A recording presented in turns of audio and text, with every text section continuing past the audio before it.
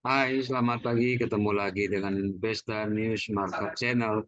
Hari Jumat tanggal 13 Oktober 2023. Kembali kami akan sampaikan review saham hari ini ya dengan didahului dua pernyataan kami. Yang pertama adalah no conflict of interest atau tidak ada benturan kepentingan. Sini kami menyatakan bahwa saham yang kami review saat ini tidak sedang ada di dalam portofolio kami. Jadi tidak ada benturan kepentingan atas saham yang kami review ini. Walaupun tidak tertutup kemungkinan di waktu yang akan datang, setelah review ini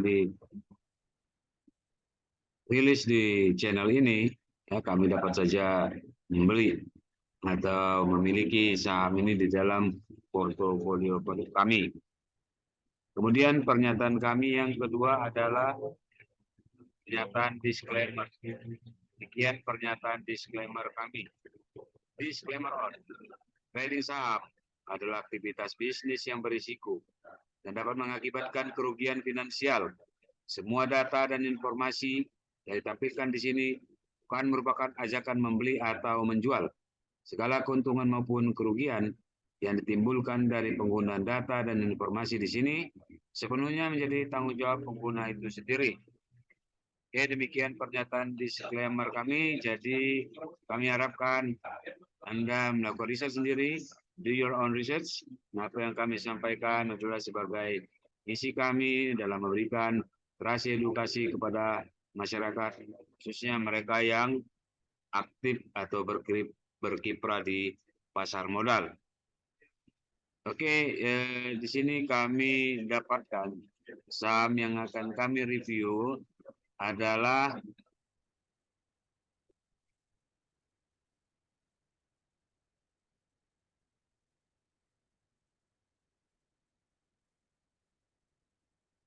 PT Astra Auto Parts Tbk atau kode sahamnya AUTO atau kita baca saja nanti Auto. Oke, demikian profil dari Auto. Auto didirikan pada tahun 1976 dengan nama PT Alfa Delta Motor.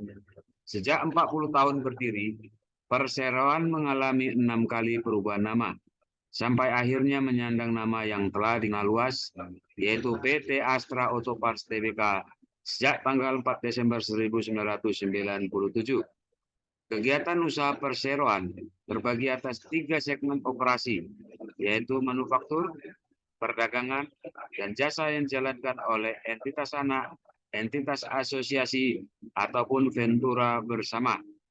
Fokus bisnis auto adalah proses produksi dan distribusi aneka ragam suku cadang kendaraan bermotor roda 2 dan roda 4.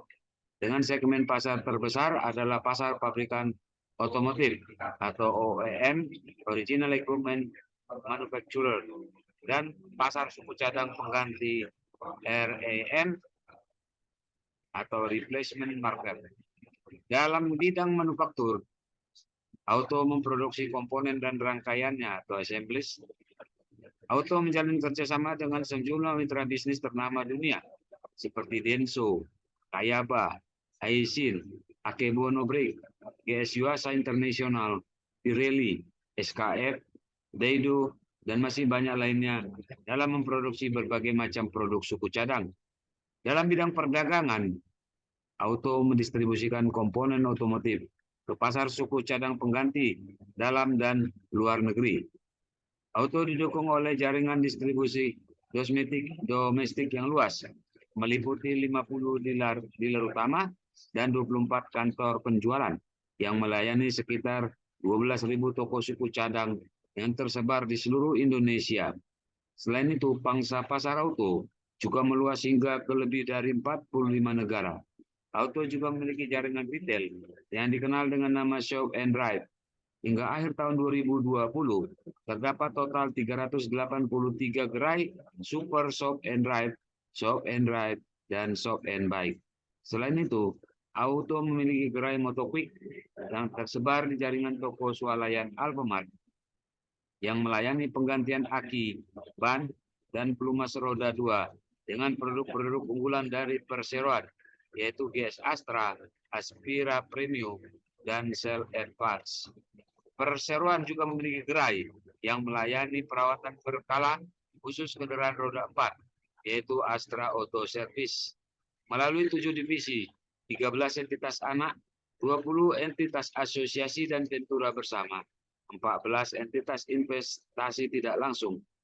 Auto melayani hampir seluruh produsen otomotif dan pasar suku cadang pengganti di Indonesia, baik roda 2 maupun roda 4, juga termasuk industri lainnya dengan jangkauan produk yang luas. Jadi singkatnya, Auto ini adalah perusahaan termasuk otomotif dengan 3 segmen operasi, yaitu manufaktur, perdagangan, dan jasa. Ya, fokus bisnisnya adalah proses produksi dan distribusi aneka ragam suku cadang kendaraan bermotor roda 2 dan roda 4 dengan segmen pasar terbesar adalah pabrikan otomotif dan pasar suku cadang pengganti. Adapun alamat Auto ada di Jalan Raya Pegangsaan 2, kilometer 2,2, Kelapa Gading, Jakarta 14250. Oke, di sini kami mau menunjukkan statistik kunci dari Auto, khususnya dari sisi laporan laba ruginya. Ya, jadi kami hanya menunjukkan laba ruginya. Laba bersih Auto di tahun 2022 ya naik signifikan ya dari 611 miliar menjadi 1,327 triliun. Kemudian untuk kuartal 1 2023 laba bersih Auto naik dari 225 miliar jadi 433 miliar. Dan untuk laba bersih kuartal 2 juga naik dari 207 miliar menjadi 369 miliar. Maka jika disetahunkan, laba bersih Auto di 2023 disetahunkan sekitar 1,6 triliun lebih, naik dibandingkan dengan laba bersih di 2022 yang sebesar 1,3 triliun. Ya, jadi cara laporan laba bersih ya kinerja Auto termasuk sangat baik. Kemudian kami akan melihat atau menunjukkan PE band-nya ya. PE band dari Auto. Oke, kalau kita lihat di sini bahwa rata-rata PE standar deviasi dari Auto adalah di 243,13 kali, sedangkan posisi PE Auto sekarang adalah sebesar 8,58 kali. Sehingga di sini dapat kita simpulkan secara valuasi bahwa Auto itu masih under value. Jadi artinya masih di bawah dari nilai rata-rata standar PE-nya ya. Jadi artinya Auto ini berpotensi upside ya. Jadi kami dapat menilainya untuk rekomendasi buy. Oke, selanjutnya kita coba lihat perbandingan Auto. Oleh Stockbit.com, Auto dibandingkan dengan Gajah Tunggal, Masa, dan DRMA. Sini kami hanya menyorot beberapa bagian indikator fundamental. Yang pertama adalah current PE ratio yang disetahunkan. Auto ada di 9,08. Ya, jadi di sini Auto lebih rendah atau lebih murah dibandingkan PE ratio yang disetahunkan untuk industri dan sektor ya. Hanya saja di sini Auto masih kalah dengan GJTL.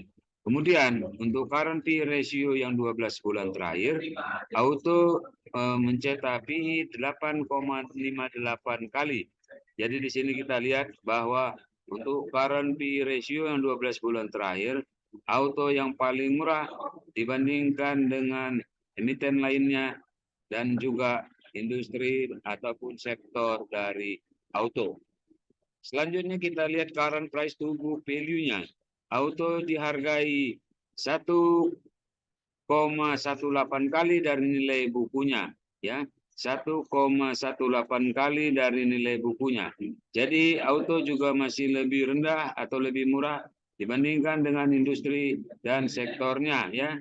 Hanya kalah sedikit dengan Gajah Tunggal, ya, tapi dengan yang lain auto termasuk lebih murah. Selanjutnya kita akan melihat perbandingan dari net profit margin yang untuk kuartal terakhir. Auto mencetak net profit margin 8,36%, ya. Lebih baik dibandingkan industri dan sektornya. Juga dengan emiten lainnya di sini, kecuali Gajah Tunggal, ya. Sorry. Maksud kami auto menang dari Gajah Tunggal, ya, walaupun masih kalah dibanding dengan Masa dan DRMA. Selanjutnya kita lihat return on equity 12 bulan terakhir, ya. Auto memberikan return kepada pemegang saham sekitar 13,78, ya, hanya kalah dengan DRMA, tetapi auto masih di atas industri dan sektornya. Nah, untuk dividen auto tahun ini atau dengan laba bersih 2022 membagikan dividen dengan batas dividen ex-date-nya 27 April 2023 dengan DPR-nya 33,07%.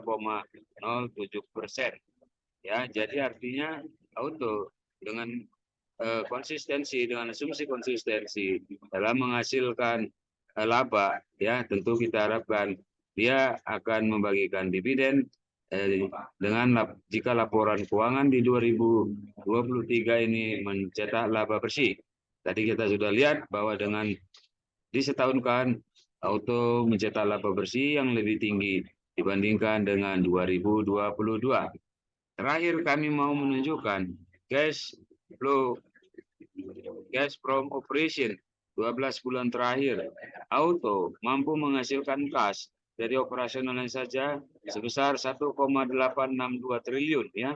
Jauh lebih baik dibandingkan emiten ini diperbandingkan di sini, bahkan dengan industri dan sektornya. Kesimpulannya, auto secara fundamental sangat baik, ya, dan juga lalu mencetak laba, ya. Jadi dengan asumsi sekaligus kita mengharapkan, ya, bahwa auto di 2023 ini dapat menghasilkan laba yang jauh lebih baik dibandingkan dengan laba di 2022. Selanjutnya kita akan melihat teknikal dari auto. Di sini kami menggunakan EMA Crossing Relative Strength Index dan juga regresi kanal atau kanal regression, ya. Oke, di sini kami tidak akan menjelaskan masing-masing indikator tersebut, tapi kami akan membaca dengan apa yang ditampilkan oleh indikator-indikator tersebut, ya. Di sini kalau kita lihat bahwa RSI, ya, RSI dari auto mengarah ke atas, ya. Jadi karena RSI ini ada leading indikator dalam teknikal, kita melihat bahwa auto masih bergerak uptrend, ya, bergerak uptrend, ya.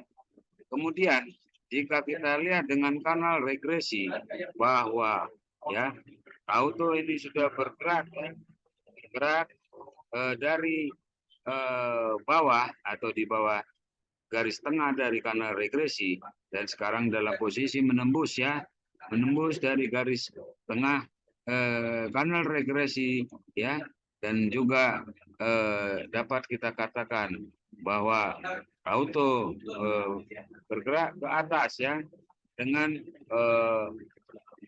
EMA 10-nya, ya, EMA 10-nya menjadi harga maksimal untuk dilakukan pembelian.